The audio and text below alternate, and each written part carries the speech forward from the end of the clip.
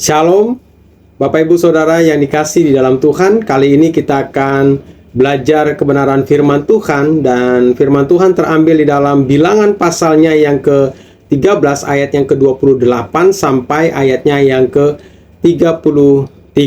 Nah, renungan kita pada kali ini saya beri judul Mentalitas Kerupuk. Nah, Bapak Ibu Saudaraku yang dikasih di dalam Tuhan, tentu ini sebuah pepatah ya. Orang sering mengatakan bahwa dia mentalitasnya kerupuk. Artinya apa? Dia tidak punya kekuatan mental yang baik ya. Dia begitu lemah saat dia menghadapi berbagai macam persoalan, saat dia menghadapi berbagai masalah, dia sering kalah, bahkan dia tidak mampu untuk menghadapinya. Nah, Bapak Ibu Saudaraku yang dikasih di dalam Tuhan, melalui bagian firman Tuhan ini kita akan melihat ada 3 hal yang dapat kita pelajari bersama, seperti apa orang yang memiliki mentalitas kerupuk.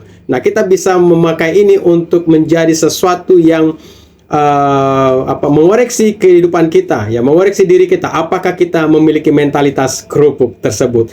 Nah, Bapak Ibu Saudaraku yang dikasih dalam Tuhan, yang pertama ciri orang yang memiliki mentalitas kerupuk adalah ayatnya yang ke-28, ya, yaitu menghadapi persoalan atau melihat persoalan atau tantangan seolah-olah tidak memiliki solusi. Nah, Bapak Ibu Saudaraku yang dikasih dalam Tuhan, setiap kita memiliki tantangannya masing-masing. Setiap kita memiliki persoalannya masing-masing. Tetapi Bapak Ibu Saudaraku yang dikasih dalam Tuhan, jika kita melihat masalah itu, jika kita melihat persoalan itu, ya, kita melihatnya bahwa seolah-olah persoalan dan masalah itu tidak memiliki solusi, tidak memiliki jalan keluar, sebagai sesuatu jalan tutup atau penutup bagi seluruh kehidupan kita. Seolah-olah kita sudah terkurung, seolah-olah kita sudah terbelenggu, sehingga tidak ada solusi, tidak ada jalan keluar. Nah, di sini kita melihat bahwa apa yang terjadi di dalam ke-10 pengintai ini, ada di antara beberapa orang yang melihat persoalan dan masalah yang mereka hadapi itu sebagai sesuatu yang tidak ada solusi, tidak ada jalan keluar. Inilah mentalitas kerupuk, ya, bahwa masalah, bahwa persoalan, bahwa tantangan tidak ada jalan keluar, tidak memiliki solusi. Nah, Bapak Ibu Saudaraku yang dikasih dalam Tuhan, mari kita melihat dengan cara atau perspektif yang lain, bahwa setiap persoalan, setiap masalah, setiap tantangan itu memiliki solusinya. Yang kedua, mentalitas kerupuk yang kedua adalah pada ayatnya yang ke-31, ya.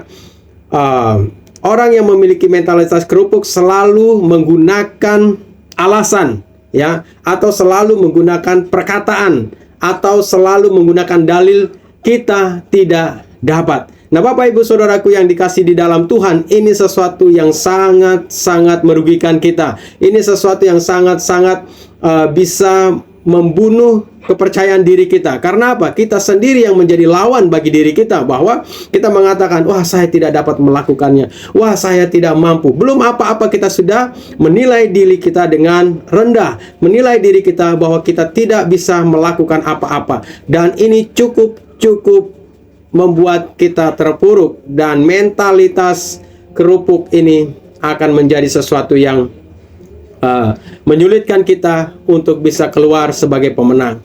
Kita akan selalu gagal, kita akan selalu berada pada kondisi terpuruk dan tidak pernah bisa bangkit atau bangun lagi dari persoalan kita. Karena apa? Kita sendiri yang menjadi lawan bagi diri kita sendiri. Karena apa? Kita menggunakan perkataan, oh, kita tidak dapat melakukannya. Ciri yang ketiga dari mentalitas kerupuk adalah pada ayatnya yang ke-31 sampai 33. Yaitu suka menyampaikan kabar busuk yang melemahkan. Kuat atau lemahnya kita sangat bergantung pada apa yang kita perkatakan. Perkataan-perkataan seperti apa yang kita menggunakannya.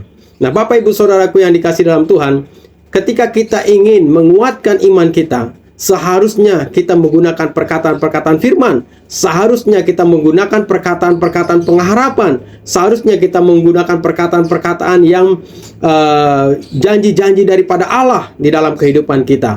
Nah, sebuah kabar bisa dibilang buruk kalau dia sudah membuat kita menjadi takut, membuat kita menjadi khawatir, membuat kita menjadi bimbang, itulah kata-kata atau itulah kabar buruk atau kabar busuk yang kita telah pergunakan.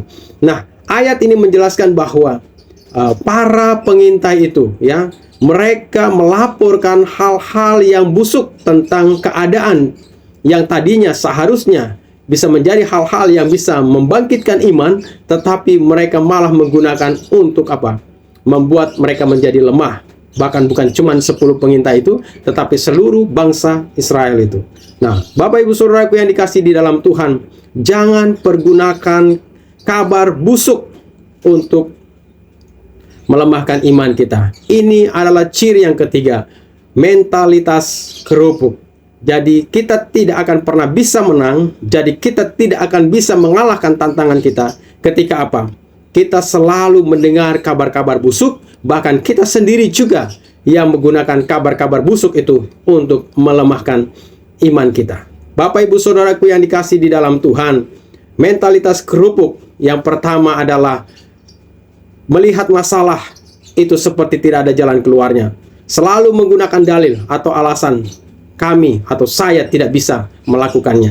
Dan yang ketiga adalah suka menyampaikan atau suka menggunakan kabar busuk yang melemahkan. Bapak Ibu Saudaraku yang dikasihi dalam Tuhan, kiranya firman Tuhan ini boleh mengingatkan kepada kita supaya kita tidak memiliki mentalitas kaleng, tetapi melainkan mentalitas seorang pemenang. Tuhan Yesus memberkati. Shalom.